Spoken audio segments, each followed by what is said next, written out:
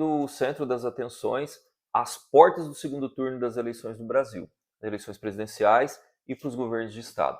Isso ocorre por conta da gritante divergência que aconteceu em muitos locais, ou especialmente no pleito para presidente da República, entre os números que as urnas apontaram e as prévias e os percentuais apontados um dia antes da eleição. Esse debate tomou grandes proporções depois da eleição, com pedidos de abertura CPI e diversas outras atitudes no sentido de coibir ou investigar o porquê desses erros gritantes. Hoje, especialmente, os grandes portais de notícias trouxeram a informação de que o CAD, o Conselho Administrativo de Defesa Econômica, está abrindo um processo contra 3 desses institutos, IPEC, Datafolha e IPESP, justamente por algumas condutas que o CAD entendeu serem inapropriadas. Né? Nos dizeres do presidente do CAD, ele disse: ocorre que, quando há uma grande quantidade de pesquisas que falham simultaneamente, e no mesmo sentido, é pouco provável que esse tipo de erro seja fruto de um mero acaso. Menciona o Alexandre, presidente do CAD.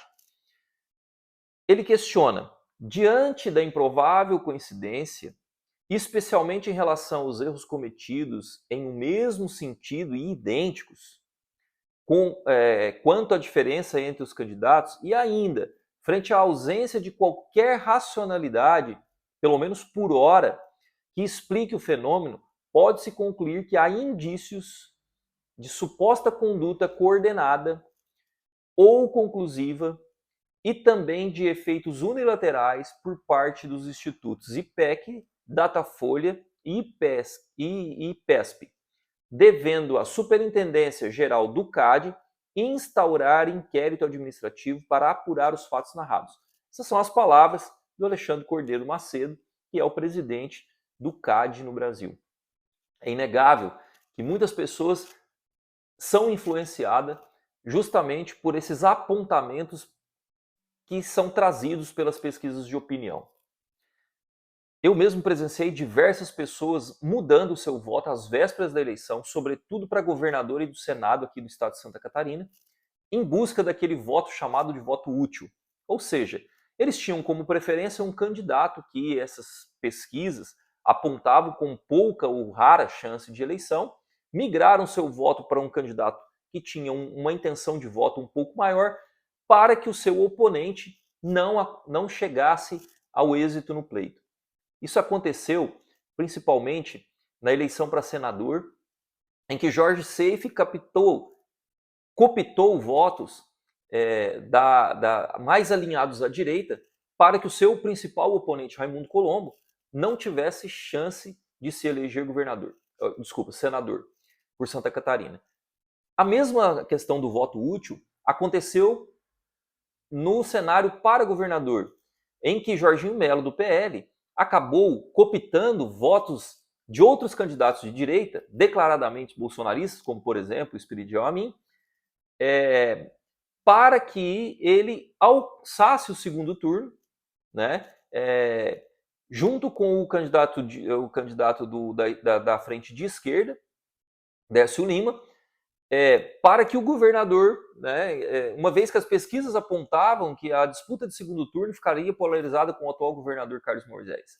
Então, esses são pequenos exemplos. No Paraná também aconteceu o fato do o ex-juiz Sérgio Moro, e ministro também do governo Bolsonaro, receber votos úteis de outro candidato de direita apoiado pelo presidente Bolsonaro, para que o seu principal oponente não tivesse êxito nas eleições.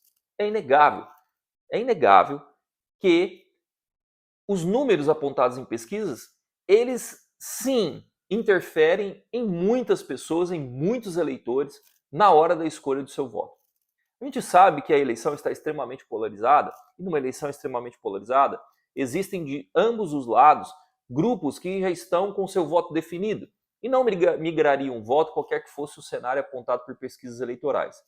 Mas, principalmente no que se diz respeito à presidência da República, nós vemos que existe um grande número de pessoas que navegam entre não concordar 100% nem com um nem com o outro lado. e que esperam mais próximo do dia da eleição para dirigir os seus votos. E há indícios de que muitas pessoas acabaram seguindo essa tendência para que a eleição se resolvesse em primeiro turno. Muito embora tenha havido essa migração, sim, de eleitores que optaram por esse voto para que as eleições se encerrassem e o país pudesse voltar à sua normalidade, nós percebemos que a diferença entre o candidato Luiz Inácio Lula da Silva e Jair Messias Bolsonaro era muito menor do que aquele que as pesquisas insistentemente apontavam. O que o CAD vai apurar é se essas pesquisas realmente, esses institutos de pesquisa realmente, eles trabalharam em conjunto, em conluio, ou utilizando-se de metodologias ou utilizando-se de formas que beneficiassem um ou outro lado. E isso realmente precisa ser investigado. Nós sabemos que as pesquisas eleitorais, principalmente no Brasil, elas são extremamente difíceis e existem vários cenários que podem interferir nesses números. Mas é claro que grita, chama aos olhos erros na margem de 14%, muito fora da margem de erro.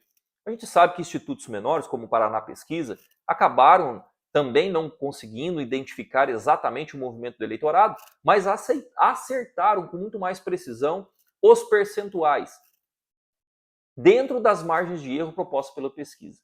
É óbvio que uma pesquisa de qualidade, ela leva em consideração, principalmente num país continental com essa diversidade de realidades que nós temos, fatores que precisam ser observados. Quando se observa a metodologia, todas essas pesquisas, elas têm sim uma metodologia, elas seguem um método científico, nós observamos que isso pode ocorrer dependendo de quais são os fatores, quais são os parâmetros utilizados por essa pesquisa para apontar os resultados que ela trouxe. São observados dados econômicos, como a faixa de renda da população e diversos outros indicadores sociais. Por exemplo, como é a tendência do eleitorado em cidades com até 100 mil habitantes, com até 50 mil habitantes, em cidades maiores, qual é a tendência do eleitorado em capitais, qual é a tendência do eleitorado em determinadas regiões em que um determinado partido ele possui uma raiz mais sedimentada naquele lugar. Então é preciso observar se essas pesquisas realmente refletem a realidade brasileira. Se os percentuais foram observados, se a faixa de escolaridade dos pesquisados, elas refletem, por exemplo, os índices divulgados pelo IBGE. Se a faixa de renda da população pesquisada, ela atinge também esses índices divulgados pelo IBGE. Se são observadas essas questões de distorção, o que ocorre de estado para estado. O fato é que pesquisas eleitorais, elas traduzem números, e a matemática costuma ser exata. O que altera são os parâmetros levados em consideração. Então, é claro que é inegável, né, que resultados tão discrepantes chamam a atenção e precisam realmente de uma investigação. Porque não é possível, não é crível, não é aceitável que institutos renomados errem numa margem tão considerável, tendentes a apenas um viés político. Nós temos visto insistentemente pesquisas eleitorais errarem em favor de candidaturas alinhadas mais à esquerda. Não se vê notícias de pesquisas também apontarem ou trazerem números discrepantes quando as candidaturas têm um viés mais de direita. Também não é surpresa para ninguém que a grande mídia, os grandes veículos de comunicação, todos estão alinhados num espectro político mais à esquerda. E isso levanta maiores suspeitas e deixa ainda mais melindrado essa questão. Fato é que, para o segundo turno, o descrédito com as pesquisas eleitorais é imenso. E você, eleitor, ao escolher o seu voto, opte por aquele candidato que realmente reflete os seus valores, aquele candidato que realmente espelha o que você anseia para o seu país e para o seu estado. Deixe de lado esses números que declaradamente têm falhado sistematicamente ao longo dos anos. Esse movimento já foi visto nas últimas eleições presidenciais quando os resultados das eleições não apontavam ou erraram sistematicamente em diversos locais, para diversos cargos e, sobretudo, para presidente da República, em que, de início, o candidato eleito, Jair Messias Bolsonaro, ele era derrotado pelos institutos de pesquisa, pelas pesquisas, pelos apontamentos de pesquisa, por todos os candidatos àquele pleito. Qualquer um que passasse para o segundo turno derrotaria facilmente Jair Messias Bolsonaro. E o resultado das urnas, nós vimos que foi diametralmente oposto ao que propunham os referidos institutos. Esses apontamentos discrepantes voltaram a acontecer e lançaram os institutos de pesquisa no foco, no centro das atenções, não só pelos números discrepantes, mas também com investigações profundas. Há uma CPI em trâmite no Congresso Nacional, com grandes possibilidades de ser aprovada, para investigar a atuação desses institutos. Há agora o Conselho Administrativo de Defesa Econômica investigando realmente até que ponto esses números discrepantes eles foram propositadamente criados para atingir ou mudar. Diz o presidente do Conselho do CAD, Alexandre Cordeiro Macedo, que essas condutas podem ser enquadradas nos tipos administrativos definidos como cartel, indução à conduta comercial uniforme, a conduta uniforme e ou troca de informação sensível, o que violaria diversos regramentos, diversas legislações no âmbito do CAD e até mesmo configuraria um ilícito administrativo contra a ordem econômica que está previsto lá na nossa Constituição Federal. Eu sou o Leonardo, apenas um Silva, que resolveu sair do anonimato e ter uma opinião.